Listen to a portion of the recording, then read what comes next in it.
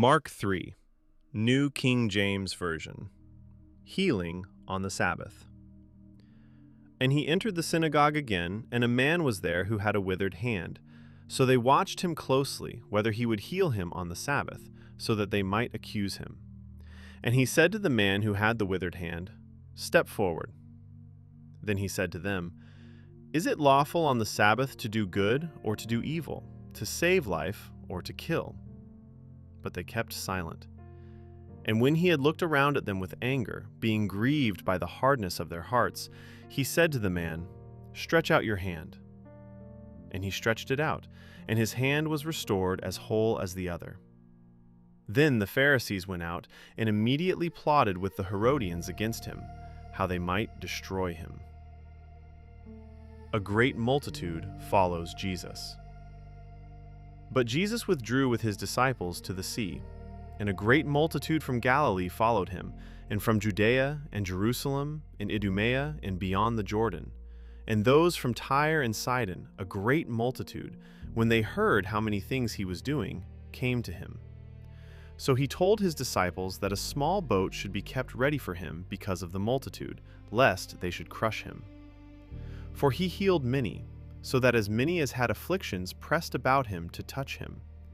And the unclean spirits, whenever they saw him, fell down before him and cried out, saying, "You are the Son of God."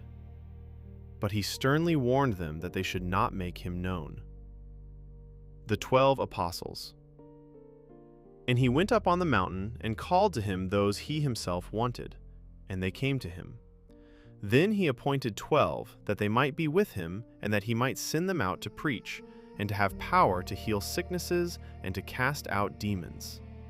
Simon, to whom he gave the name Peter, James the son of Zebedee, and John the brother of James, to whom he gave the name Boanerges, that is, sons of thunder, Andrew, Philip, Bartholomew, Matthew, Thomas, James the son of Alphaeus, Thaddeus, Simon the Canaanite, and Judas Iscariot, who also betrayed him.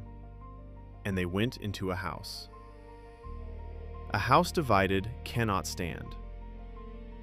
Then the multitude came together again, so that they could not so much as eat bread. But when his own people heard about this, they went out to lay hold of him, for they said, "He is out of his mind."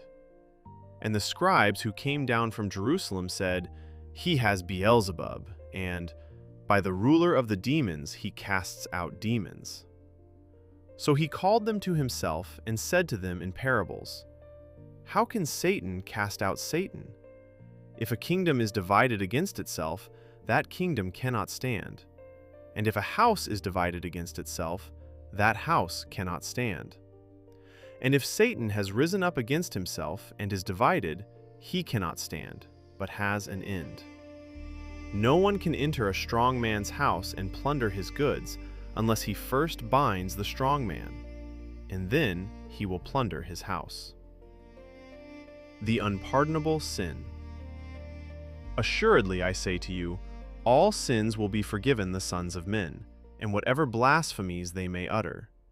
But he who blasphemes against the Holy Spirit never has forgiveness, but is subject to eternal condemnation, because they said, "He has an unclean spirit." Jesus' mother and brothers sinned for him.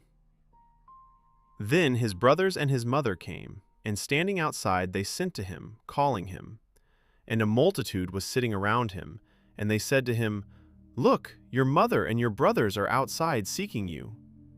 But he answered them, saying, "Who is my mother or my brothers?"